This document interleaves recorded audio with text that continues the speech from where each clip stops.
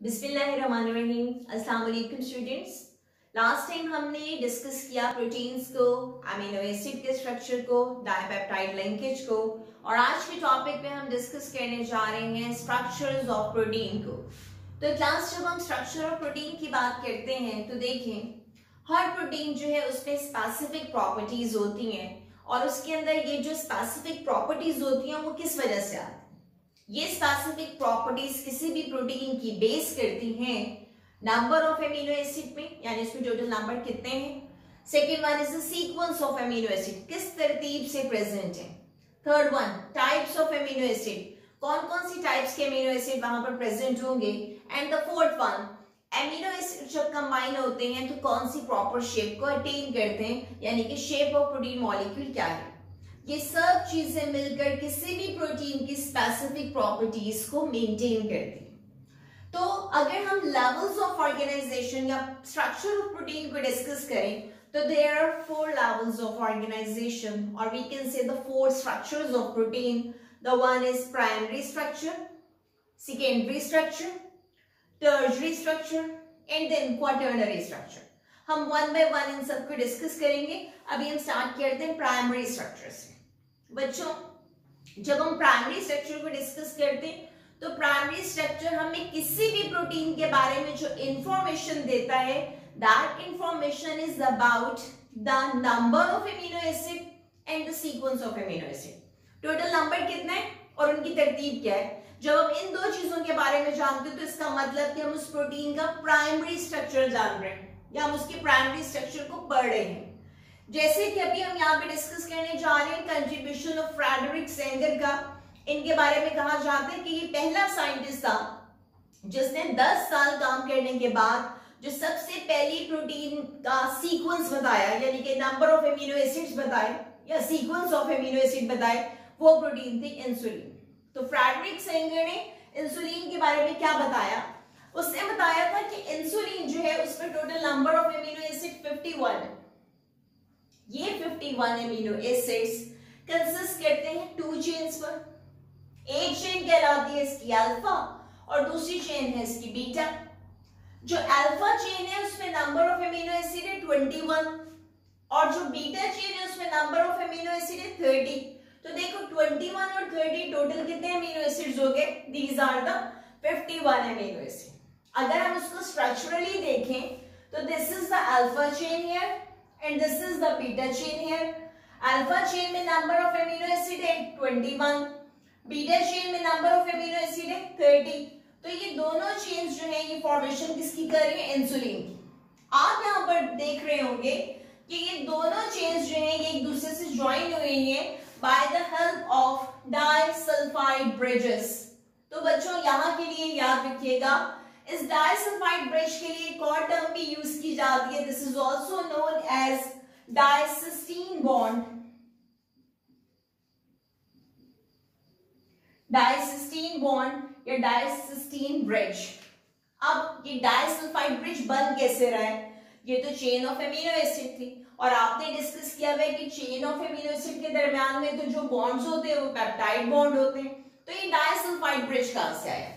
तो बच्चों याद रखिएगा ये डाइसल्फाइड ब्रिज फॉर्मेशन होता है because of a specific amino acid that is cysteine. उस एमिनो एसिड का नाम है cysteine, that is cysteine.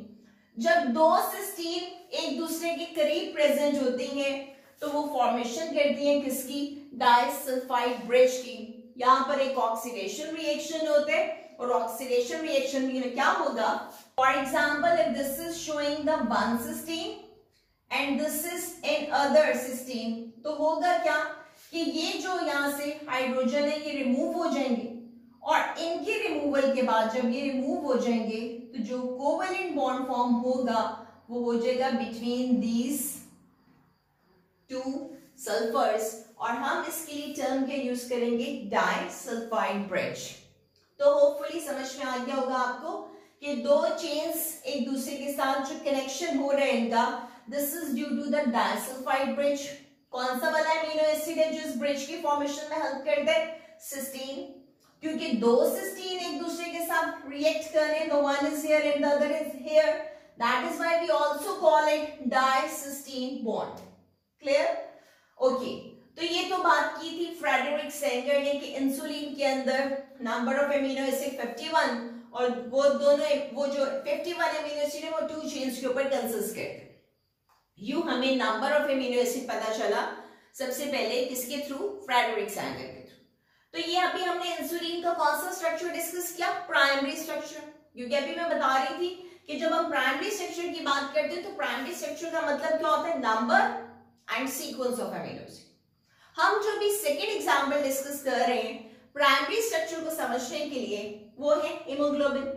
Haemoglobin आपको पता है ऑक्सीजन कैरिंग प्रोटीन है और किसमें प्रेजेंट होता है? रेड ब्लड सेल्स में।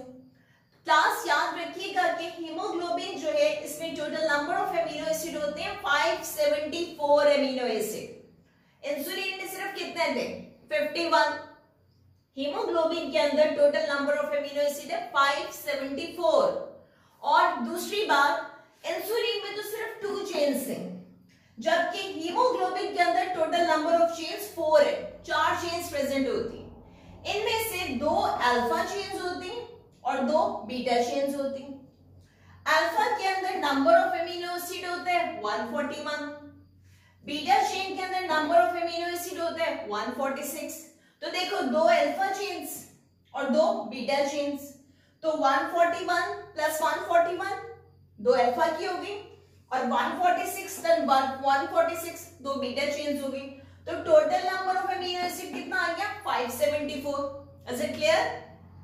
अब हम डिस्कस ये कर रहे हैं कि जब भी नॉर्मल हीमोग्लोबिन होगी तो उसमें 574 एमिनो एसिड्स हैं, 4 चेन्स हैं पॉलीपेप्टाइड चेन, 2 उसमें से अल्फा है, 2 बीटा है और उसमें हमने नंबर ऑफ एमिनो एसिड पे डिस्कस कर लिया। हम अब ये बात करने जा रहे हैं कि अगर तरतीब में कोई चेंज आ जाए, सीक्वेंस ऑफ एमिनो एसिड में कुछ चेंज आ जाए, तो क्या हीमोग्लोबिन तब भी अपनी वर्किंग मेंटेन रखेगी? तब क्या प्रोटीन अपना काम करती रहेगी? तो चलिए आए हम देखते हैं कि उसमें क्या चेंज आता है। तो बच्चों अगर एक सिंगल एमिनो एसिड में भी चेंज आ जाए तो प्रोटीन अपना वर्क मेंटेन नहीं कर सकती, उसका फंक्शन जो है वो प्रॉपर नहीं रहेगा। और अभी जो हम एग्जाम्पल डिस्कस कर रहे हैं हीमोग्लोबिन में सिर्फ एक एमिनो एसिड की चेंज की वजह से, that disease that example is sickle cell anaemia. Anaemia के बारे में तो आपको आइडिया होगा, this is the deficiency of blood, खून की कमी जिसे कहते हैं। But why we are using the term here sickle cell? तो सिकल का मतलब क्या होता है? क्रीसेंट शेप, दरांती की तरह की जो चीज होती है उसके लिए टर्म का यूज करते हैं सिकल। तो बच्चों इस चीज को समझने के लिए कि सिकल सेल एनीमिया होता कैसे, जरा यहां पर फोकस कीजिएगा। देखेंगे एक नॉर्मल बीटा चेन को शो किया, वैसे मैंने स्मॉल एन लिख दी, normal beta chain. Normal beta chain के अंदर क्या होगा कि पोजीशन नंबर 6 देखें 1 2 3 4 5 6 पोजीशन पर जो कोड है दैट इज CTT, जो कि फॉर्मेशन में हेल्प करेगा जिस एमिनो एसिड की, that is glutamic acid. This is for the normal one. अगर नॉर्मल बीटा चेन है तो देखिए RBCs का स्ट्रक्चर भी कैसा होगा? These will be the biconcave normal structure having the large surface area, और किसको कैरी करेगा? ऑक्सीजन को कैरी करेगा।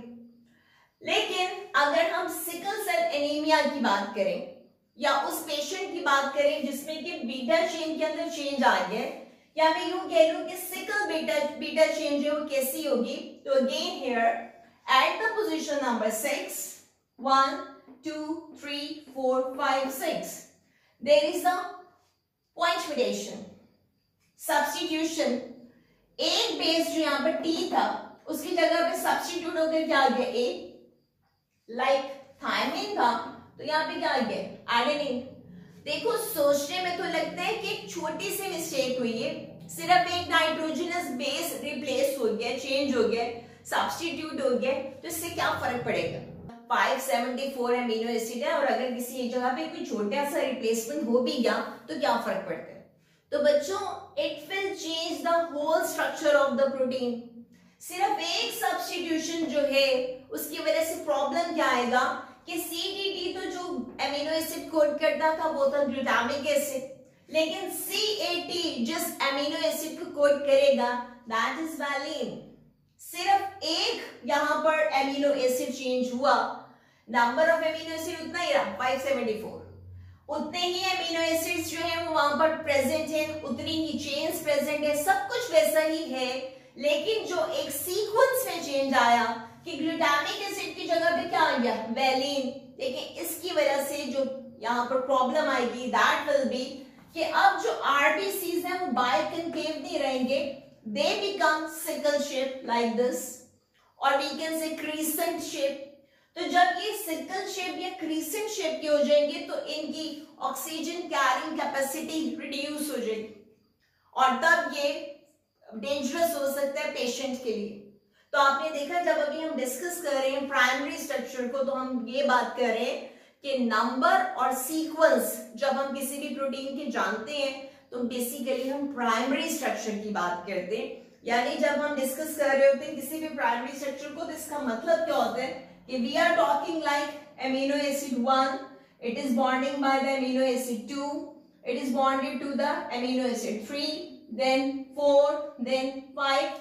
ये जो आपको एक चेन मिलती है, कितना नंबर है, उसका सीक्वेंस क्या है, दरमियान में कौन से बॉन्ड प्रेजेंट है, peptide bond. This is due to the primary structure of protein. तो आई होप कि आपको प्राइमरी स्ट्रक्चर ऑफ प्रोटीन समझ में आ गया होगा।